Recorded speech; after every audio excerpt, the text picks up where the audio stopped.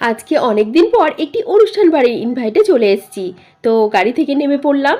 নামার পরে তোমরা দেখতেই পাচ্ছ কি সুন্দরভাবে অনুষ্ঠান বাড়িটিকে সাজিয়েছে, বেলুনের সাথে, টুইন লাইটের সাথে। ও তোমাদেরকে তো বলাই হয়নি, সঙ্গে আমাদের আছে পুচকু সোনা, মানে আমাদের নতুন সদস্য। তো চলো ভেতরে এবার ঢোকা যাক।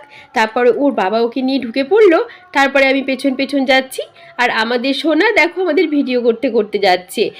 ভেতরে ঢুকেই দেখি কফির স্টল, তারপরে চিকেন পাকোড়া, মাটন বল, ভেজ পাকোড়া, বাবা কত আইটেম, তার সঙ্গে আবার সসও রয়েছে। আর এই দিকটাতে আছে ফুচকা স্টল। তো আমি প্রথমে অনেকগুলো নিয়ে নিলাম চিকেন পাকোড়া আর মাটন বল, দুজন মিলে জমিয়ে খাচ্ছি। তো হেভি স্বাদ। তারপরে চলে গেলাম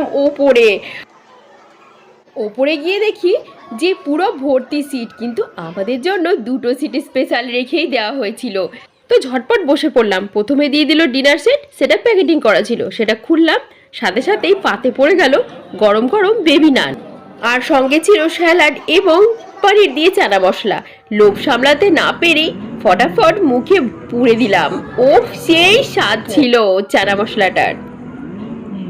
এরপরে পাতে পড়ে গেল বাসন্তী পোলাও আর চিলি চিকেন, জমিয়ে মুখে পড়ে দিলাম। এত সুন্দর খাবার চক্করে ভিডিও করতে ভুলে গেছিলাম। তো সাথেই দিয়ে দিল সাদা ভাত আর লাল লাল ঝাল ঝাল মাটন কষা। আমাকে দিয়েছিল নল্লির পিস, যেটা খেতে খুব স্বাদের ছিল। বলতে বলতেই পাতে পড়ে গেল দুর্দান্ত সাথে কাঁচা আমের টক ঝাল মিষ্টি চাটনি। আর আমি না আমার ভিডিও করছি, কিন্তু এই ক্যাটারারটা কি ভাবছে দেখো। আরে বাবা, এরা আবার আমার ভিডিও করছে কেন? পালাই তাড়াতাড়ি।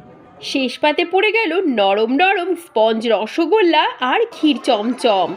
ওফ, আমার তো দেখেই জিভে জল চলে এলো।